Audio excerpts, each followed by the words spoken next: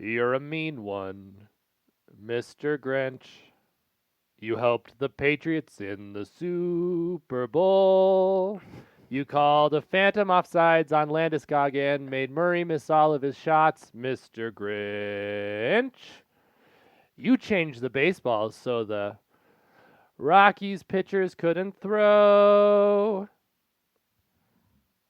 That was bold and stirring, and I hope that our viewers say that we should have cut it because it's staying in. That's beautiful. Welcome to the Denverse, the How the Grinch Stole Denver Sports 2019 edition. I'm Derek. I'm Quinn. And while most people are celebrating the holiday cheer, this gives us a time to reflect on all of the ways we were robbed and cheated in the last year of Denver sports. This is the Festivus tradition. This is a Festivus. It's just Festivus. Denver sports wasn't as good of a name as How the Grinch Stole Denver sports. It's beautiful. Yeah. Get to air our grievances loudly and repeatedly. So I've got a lot of grievances. I don't know about you. I've got a handful. Okay, well, let's just start. All right, throw them at me. What I think we feel like is the biggest personal grievance that had nothing to do with anything that happened on a field or rink or court is that altitude is still not on TV. It has been robbed from us since August, since they started playing games in Avs and Nuggets land, and it doesn't look like it's ever going to be fixed for Comcast customers. No, not anyway. They announced that they were going to start streaming Nuggets games in 4K, which is the most beautiful of all of the streaming technology. We can't watch it unless we go to a bar. Yeah. My streams that I allegedly use aren't going to pick up that 4K streaming through the streams I'm allegedly watching it through. So, cool. Awesome DirecTV customers. I don't know anyone who owns DirecTV or I don't know anything about DirecTV, but good for them. I actually Congrats. think the 4K will make it harder to stream because there will be more information coming to the stream because of the 4K technology. You're right. So that's a double Grinch. There's layers to the misery. There's still absolutely no traction made there. Comcast is going to be raising their rates for all customers across the board starting next year. So that's just less incentive for Comcast customers in any way. And people aren't liking altitude anymore either. I think at one point altitude had like the moral high ground, but in a world where facts don't matter, everyone's just pissed off at altitude too, and they're going real hard body with their, hey, Comcast, put the fans first. Let them. I've seen the billboards. They have the flyers pop up on the screen during Nuggets games and Avs games. No one cares. We're not going to do a billionaire's bidding. We just want to watch the freaking games. I mean, it really is stealing, like the most Grinch-like thing. It is stealing good seasons from a lot of fans that can't figure out the streaming. I saw one person who was like, for us older people, we just don't know how to do this. And I don't blame them. Like, it's taken me years of allegedly stealing content to very comfortably navigate streams. Like, 65-year-old Pat in Brighton is not going to be able to. Yeah, we did this in college where we had a bunch of other people around us telling us how to do this. Yeah. We had the best minds that we were around figuring out how to illegally stream college sports. And the great tragic irony is that both the Avs and the Nuggets are contenders this year. And that could be the best ad revenue Comcast and Altitude could get. But at this point, I think it's such a stalemate, it doesn't matter what happens. I don't expect to see a Nuggets or Avs game on Channel 25 ever again. In the one justice, this is sort of both ends of it, the Patriots did beat the Rams in the Super Bowl, which is awful as a Broncos fan, but is redemption against Kroenke. Broncos signed Joe Flacco, which just sort of ruined a lot of rebuilding that could have happened. I think Broncos signed Joe Flacco while still paying Case Keenum. Which, yeah, that's been one hell of a year. At the beginning of last season, Case Keenum was about to be that guy. I think there's some fans who fully forget the fact that Case Keenum was our quarterback last year. It's just so easy to go into there was Brock and Trevor and Paxton Lynch. And Chad Kelly. And Chad Kelly, the Swag Kelly Halloween Nightmare. This time last season, well, I guess even further, there were chants in Sports Authority Field. No, that was still Broncos Field at that time. Yeah, it was so Broncos much has Field. changed so quickly. The Chad Kelly at one point was argued to be the quarterback of the future, and now it might still be Brandon Allen. Who knows? You kind of brought up a grievance I hadn't even thought about. Empower Field is a dumb name. I don't impact. Like if we talk about the decade, I think empower is a word that has really grown. Like the word cloud of buzzwords for the 2010s. Empower is up there with like phrases like toxic and to empower is. You want to empower communities. You want to empower people of color. You want to empower women. I think it's a very progressive name to be on a football You want to stadium. empower field. a field? I want to empower. We're charge that shit up, man. Nuggets Game 7, Portland. I would say Nuggets Game 7, Portland, and Nuggets Game 1 against the Spurs. Both of those were just quirky, weird meltdowns. Portland Game 7 was awesome awesome in a terrible way, because the Nuggets, I think, went up to a pretty big lead in the first quarter and then just fell apart. And then two Nuggets fans were fighting each other in front, and the Portland fan next to me was Snapchatting the Nuggets fans fighting. And I couldn't even be mad at the Portland fan because he was watching his team win and watching the fan base melt down. And he had good captions, too, on all of his Snapchats. That was a miserable way to end what at the time was a roller coaster of wonderful emotions. And just 2 days before that, the Avs lost Game 7 against the San Jose Sharks on an offsides call where the video has never shown that he was offsides. It is unclear. They still overturned it, and it was the second time that a series had been stolen for the Sharks because they got an errant 5-minute penalty they shouldn't have gotten against the Knights, ended up coming back and winning that Game 7. We have to at least, enjoy the wrapping paper on both of those turds, in that both the Nuggets and the Avs exceeded expectations in their seasons and made waves in the playoffs. That was cool. But then it's just at that point, you made it that far, and there was so much more potential to make it to the conference championships for both teams. That was really tough. We just went from two of the best seasons, the two best seasons for the teams in the decade, to nothing. Yeah. Just immediately. Yeah, Enes Kanter is one of my Grinches for. A Grinch. The Portland Blazers fan base. I've always been okay with the Portland Blazers as a team, but your fan base sucks, and all of y'all were crying like Kanter. My shoulder, blah, blah, blah. Jokic is so dirty. Of all the things people have accused Jokic of being for his entire career, being a super dirty player was never one of them. Then whiny Portlanders, go to a protest, you wimps.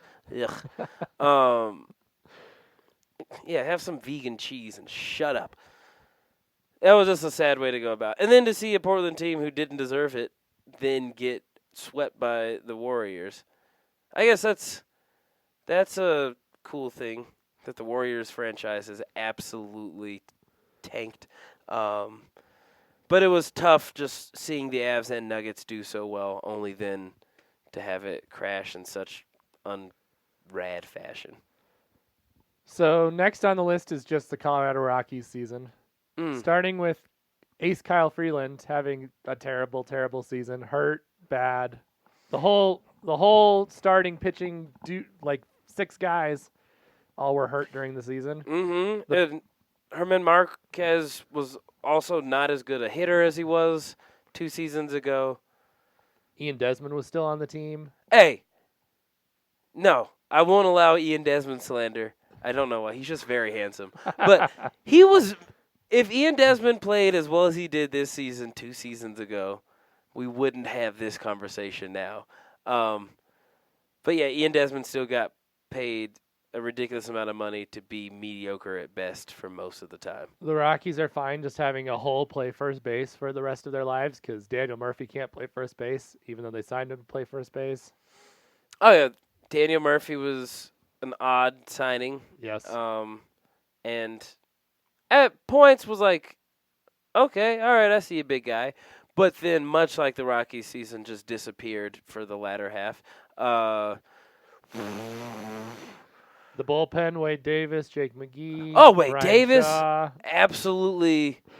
Oh, my goodness. One of the worst games I'll ever go to in my life was a Wade Davis blowing a 1-0 game and him leaving, and it was 4-1 in the 9th inning sometime in July. Yeah, there was a Dodgers game where they were competitive until Wade Davis came and just threw up 2 big old stinkers for big runs for the Dodgers. Yeah, so the bullpen,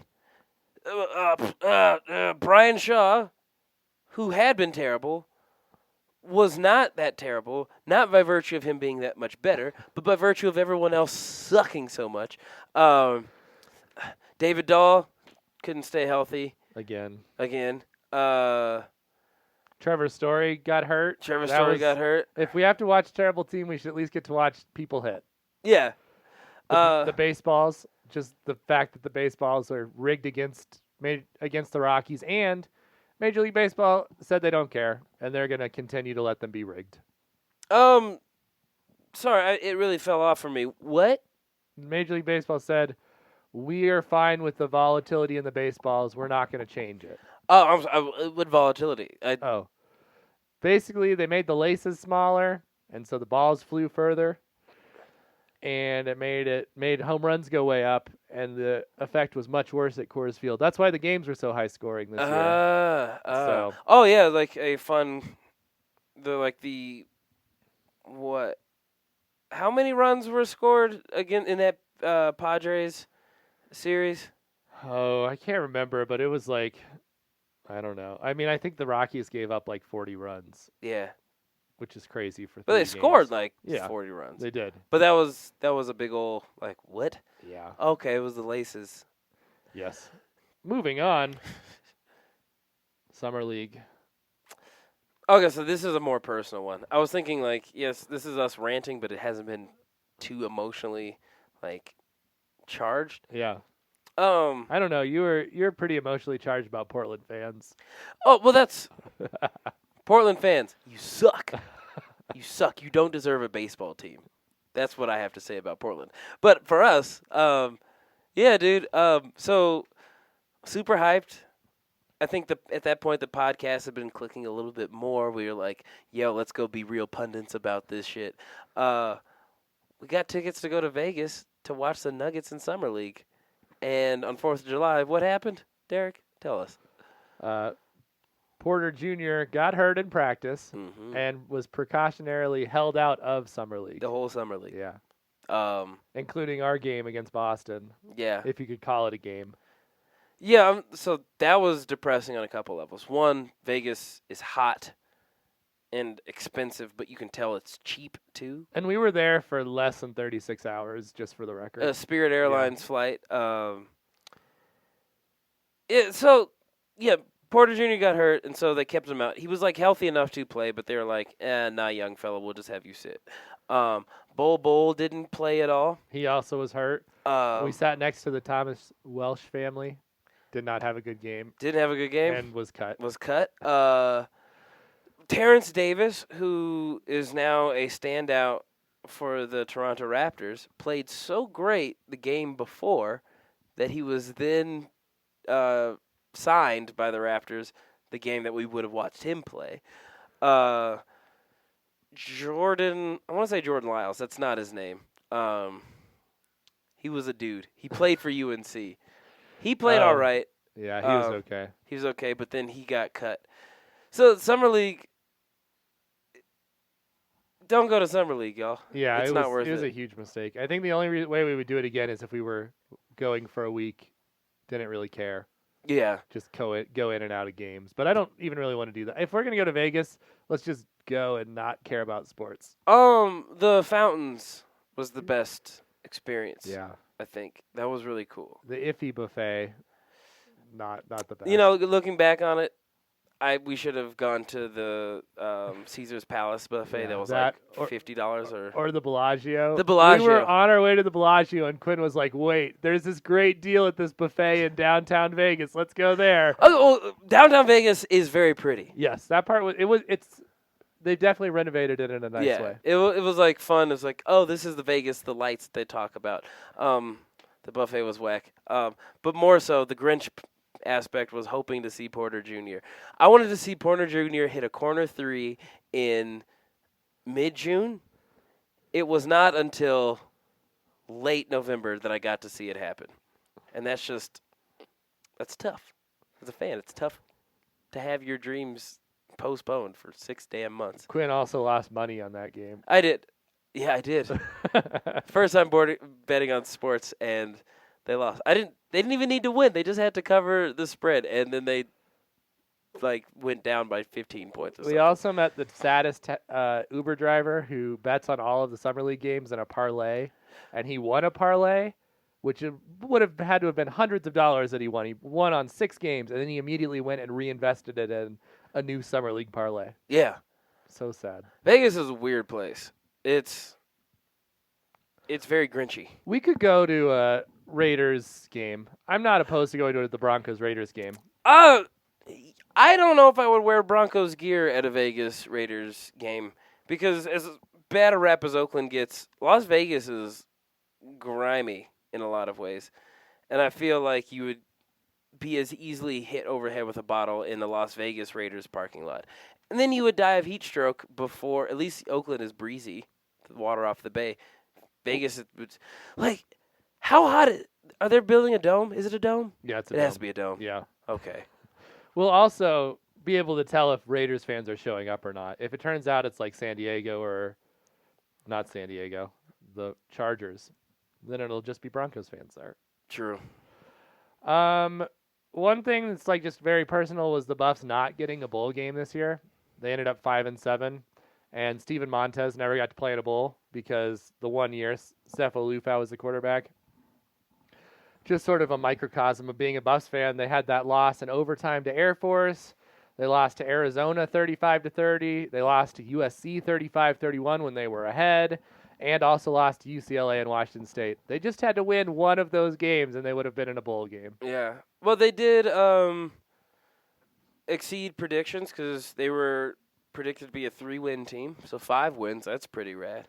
Like the direction, just in the last 2 years, they've just had so many chances to get a bowl. I mean, not as bad as last year. They did start 5-0 last year, but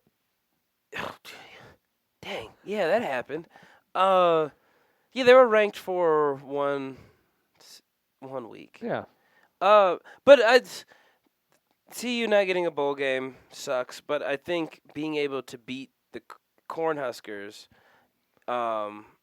is still a gem. Although I do greatly, I'm sad at the fact that during our recording of the podcast, we were talking about how soft Nebraska fans were because they were complaining that they were getting heckled by CU fans, and I blew a golden opportunity to call them cornflakes, play on the phrase snowflakes, and I didn't get that recorded. That popped to me in a dream 3 weeks later. So, yeah, I'll always connect the 2019 Buff season to my missed opportunity to talk shit to Nebraska fans. That and our deepest podcast of the year where we really got into the NBA in China, I deleted while watching the Nationals. So that was my bad. Oh, that was yeah. me being the Grinch. We were hard-hitting political pundits on that one. Yeah, very good. Probably our best podcast of the year. Lost to history.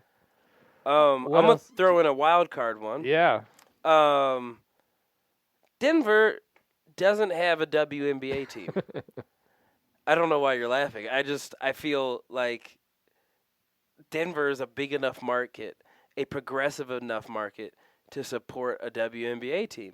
And with like the Pepsi Center scheduling, there's enough time for a WNBA schedule. They play in like the summer. Yeah, and it would give us something else to do when we don't want to watch the losing Rapids and Rockies. Dude, you know how fun it would be to pretend to know what's happening at a WNBA game in Denver. You could like ride one of those pedal hoppers over to the stadium. It's warm. So much of like great Nuggets and Avs events happen when it's like 30 degrees outside. Yeah. The fact that Connecticut has a WNBA team, but Denver does not, is a travesty in my opinion. It is a travesty. Well, and we'd be able to sit close. We'd be able to get lower bowl tickets. Yeah. Yeah. Yeah. I'm with you. I feel that is one of the more egregious things that's not talked about in the Denver sports world. I really thought it was going to be the Nuggets are no closer to building that practice facility as far as we can tell. Oh. Well, the flip side of that is that then Mexico City is getting a G League team before the Nuggets. But as we were talking before the podcast, I can't wait to go to Omaha to watch G League basketball. If Vegas was a bit of a letdown, I can only imagine how low of a bar I have to set for Omaha. It's going to be great. The thing I don't think you get is how cold it is in Omaha in the winter. It's worse than here. That snowstorm in Kansas City is what their weather's like. I know nothing about Omaha. But I have to assume they've got like decent barbecue. Like you can probably get a good steak on a cold Thursday night in Omaha. And that's enough to sell me on going to a G League game.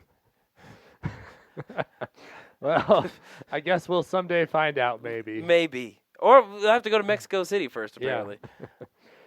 Yeah. Well, that's going to do it for the podcast. Hope that... Is there something else? No, I'm just trying to figure out what I'm upset about still.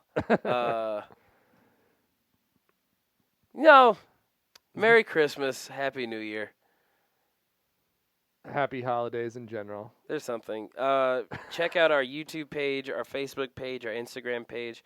I guarantee there will be more rants to be had by the end of the whole decade, y'all. Like, this is the first decade that's been super consequential from 2000, from the 0 to the 9. So, many blessings to y'all. I'm super grateful to everyone for listening. And Derek, do you have emotional things to say? Because I'm feeling tender right now. Hopefully 2020 starts a decade of championship wins, starting with 2020. Yeah. I think that the good thing about being a sports fan is that you can be mad about these things forever together, and that's what we come to bring you. Yeah, dude. I think, well, like, regardless of what you feel like politically, like, Derek's roommate is watching the impeachment hearings. That's never going to get figured out. Like, I don't care what side you're on. That's going to be disappointing. But the beautiful thing about sports is for one fan base in a handful of sports, you get to experience the year through pure joy.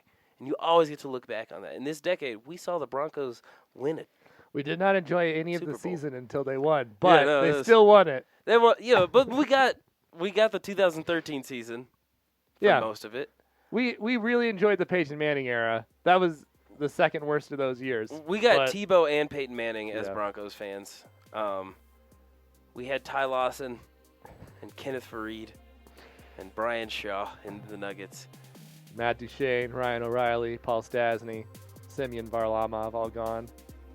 Rockies, Troy Tulowitzki, Todd Helton retired. That was like the highlight of the Rockies decade, other than winning that wild card game. The second was Todd Helton's retirement, where they gave him a horse. Shout out to Todd Helton's horse. That is the horse on the Denver's new logo. It's not Lucifer. It's Todd Helton's horse. We have to figure what is the name of that horse. I don't know. I'm sure someone out there knows. We'll figure it out. But that'll be our new mascot, Todd Helton's horse. All right, everyone. We'll talk to you in the new year. Many blessings, y'all. See ya.